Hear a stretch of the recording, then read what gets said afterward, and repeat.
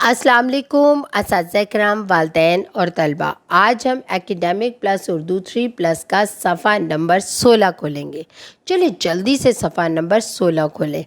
اس صفحے کو پڑھنے سے پہلے میں اساتذہ کرام و والدین سے مخاطب ہونا چاہتی ہوں۔ جیسا کہ آپ جانتے ہیں کہ سیکھنے کی 4 مہارتیں ہوتی ہیں، جن کو انگلش میں 4 سکلز کہا جاتا ہے: سننا، بولنا، پڑھنا اور لکھنا۔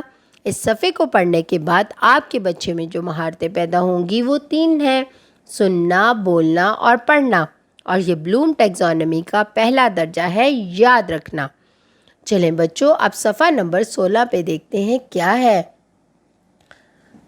یہ جانور کہیں دیکھا ہے؟ بالکل، یہ جب میں چڑیا گھر گئی تھی نا، وہاں میں نے دیکھا تھا۔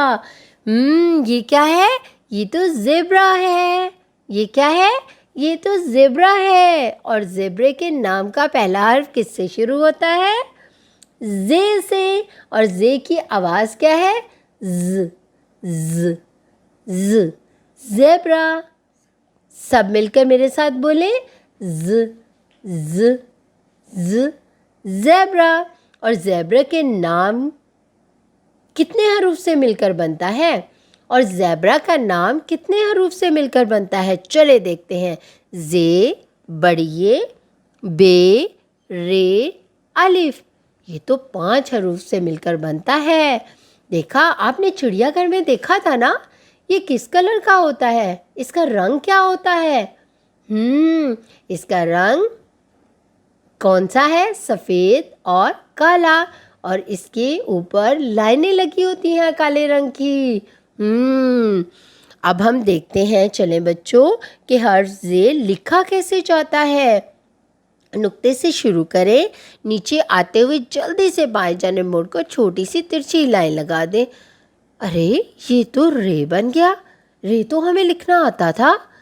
اب اس کے اوپر جب ہم ایک نقطہ لگا دیں گے تو کیا بن جائے گا؟ زے۔ دیکھا زے لکھنا کتنا آسان تھا۔